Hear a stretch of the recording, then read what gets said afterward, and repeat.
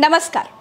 पैगंबर मोहम्मद के समय 600 खजूर के पेड़ों का एक बाग लगाया गया था, जिसमें होने वाली आमदनी से मदीना के गरीब लोगों की मदद की जाती थी।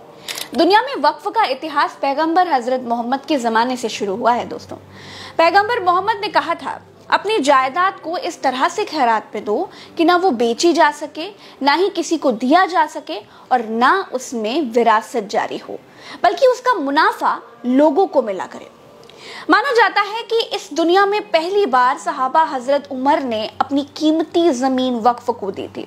उस समय पैगंबर ने यह तय कर दिया था कि यह जमीन कभी बेची ना जाए, न किसी को दिया जाए, बल्कि इससे होने वाली आमदनी को गरीबों में बांटने और गुलामों को आजाद कराने के लिए ही इस्तेमाल किया जाए। वक्फ कोई भी चल या फिर अचल संपत्ति हो सकती है, जिसे इस्लाम को मानने वाले व्यक्ति अल्लाह के नाम पर या धार्मिक मकसद या फिर परोपकार के मकसद से दान कर सकता है। ये संपत्ति भलाई के मकसद से समाज के लिए दी जाती है और अल्लाह के सिवा इसका कोई मालिक नहीं हो सकता है। जब वक्फ की संपत्ति का मालिक अल्लाह के सिवा कोई और हो ही नहीं सकता है, तो फिर सरकार के वक्फ बिल का आखिर मतलब क्या है? सरकार का कहना है कि देश के ज्यादातर वक्फ बोर्डों पर माफिया लोगों का कब्जा है। इसमें भी कई ऐसा नेता है जो मुझे आके कहा है कि देश में जितना स्टेट वक्फ बोर्ड है सब माफिया लोगों ने कब्जा कर लिया है। वक्फ कानून का नाम बदलकर भारतीय जनता पार्टी सरकार ने एकीकृत वक्फ प्रबंधन, सशक्तिकरण, दक्षता और विकास अधिनियम कर दिया है। सरकार कहती है कि हम वक्फ बिल को सुधार रहे हैं। इसमें मुस्लिम महिलाओं समेत मुस्लिम समाज के अन्य पिछड़े वर्ग जैसे शिया, सुन्नी, बोहरा और आगा खानी जैसे वर्गों को प्रतिनिधित्व देने के लिए हम ये बिल लेकर के आ रहे हैं। लेकिन विपक्ष कहता है कि सरकार भारत में मौजूद वक्फ की 2 लाख करोड़ की जमीन बेचना चाहती है, इसीलिए ये बिल लेकर के आ रही है। भारत में रक्षा मंत्रालय और रेलवे के बाद वक्फ के पास सबसे ज्यादा जमीनें हैं। भारत में मेन 2 वक्फ बोर्ड हैं, सुन्नी वक्फ बोर्ड और शिया वक्फ बोर्ड। साल 1964 में केंद्रीय वक्फ परिषद का गठन किया गया। उस वक्त ये परिषद अल्पसंख्यक मंत्रालय के अधीन था। सबसे पहले साल 1995 में वक्फ बोर्ड की शक्तियां बढ़ाई गई। 1991 में जब बाबरी मस्जिद विध्वंस हुआ तो देश का माहौल बहुत खराब हो गया था। उस वक्त केंद्र में पीवी नरसिम्हा राव की सरकार थी। तब वक्फ को जमीन अधिग्रहण करने के लिए असीमित अधिकार दिए गए। इसके बाद साल 2013 में वक्फ बोर्ड की शक्तियां और बढ़ी। 2013 में जब केंद्र में यूपीए की सरकार थी, तब वक्फ बोर्ड एक्ट में बदलाव करते हुए उसे अधिकार दे दिए गए कि वो दान वाली संपत्तियों पर दावा कर सकता है। आज जो कानून है दोस्तों, उसके मुताबिक अगर किसी संपत्ति को एक बार वक्फ बोर्ड के नाम घोषित कर दिया गया तो वो हमेशा वैसा ही रहेगा। दानकर्ता अपनी इच्छा से कोई बदलाव नहीं कर सकता है।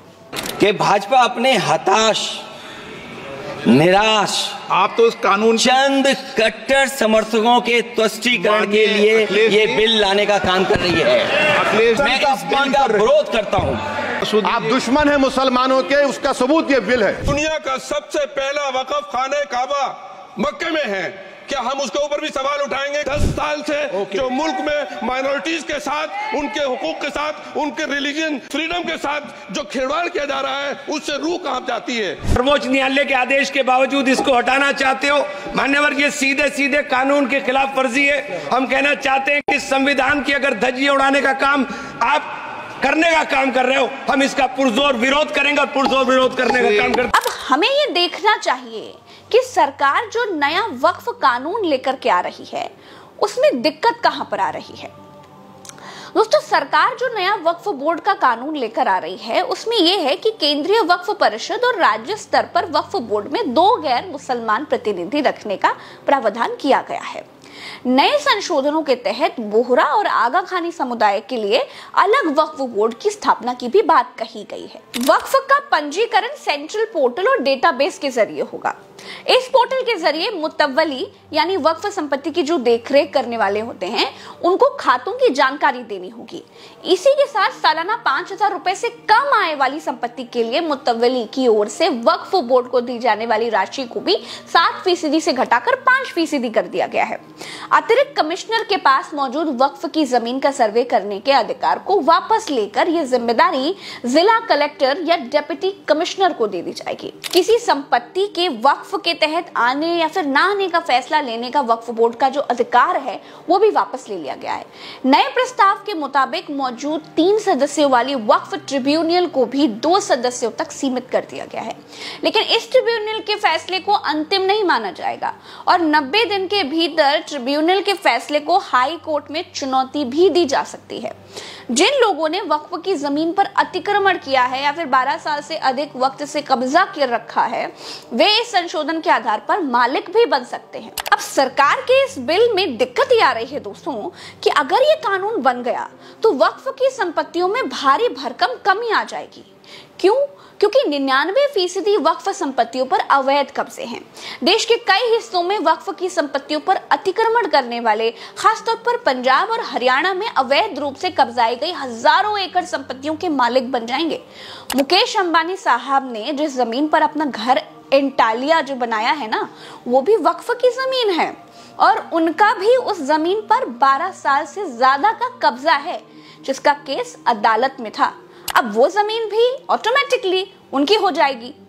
इस बदलाव में रियल एस्टेट उद्योग और यहाँ तक कि ऐसी जमीनों पर कब्जा करने वाले बहुत से बड़े कारोबारियों को भी फायदा होगा। ऐसा लगता है दोस्तों कि इन संशोधनों के पीछे एकमात्र मकसद ही यही है।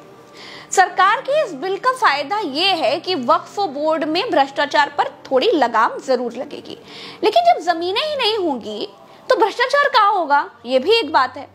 खैर, अब दूसरी बात यह है दोस्तों कि विपक्ष जो आरोप लगा रहा है कि इस बिल की आड़ में वक्फ की जमीनें बेचने का इंतजाम किया जा रहा है उसमें भी दम हो सकता है, क्योंकि देश में मौजूदा शत्रु संपत्ति यानी जिन संपत्तियों के मालिक पाकिस्तान चले गए थे उन संपत्तियों को गृह मंत्रालय धड़ल्ले से बेच रहा है।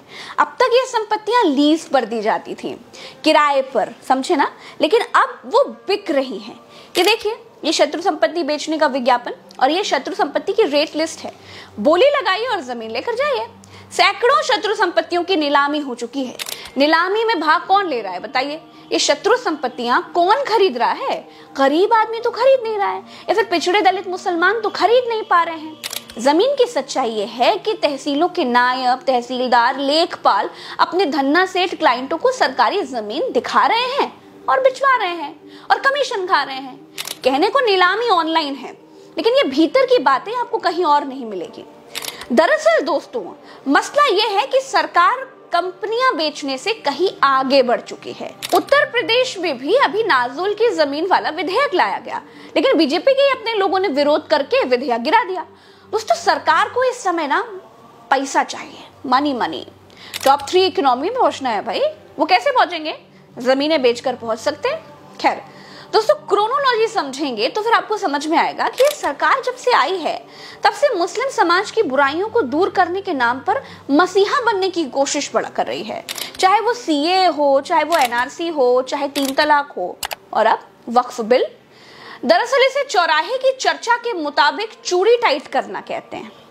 मुस्लिमों की चूड़ी टाइट होगी ना तो बीजेपी का हिंदू वोटर भी खुश हो जाएगा और ये सब बीजेपी के हिंदू वोटरों के मनोरंजन के लिए हो रहा है, ऐसा कहा जा रहा है। वक्फ बोर्ड की तरह ही हिंदू श्राइन बोर्ड भी है। एक नहीं, तमाम श्राइन बोर्ड हैं हिंदू धर्म में। तमाम मंदिरों के पास अरबों की दौलत है। वैष्णो देवी श्राइन बोर्ड है, पूर्णागिरी श्राइन बोर्ड है, तिरुपति बालाजी का श्राइन बोर्ड है, पद्मनाभम जैसे बीसीओ श्राइन बोर्ड हैं जो मंदिर के नाम पर पैरेलल सरकारें चलाते हैं।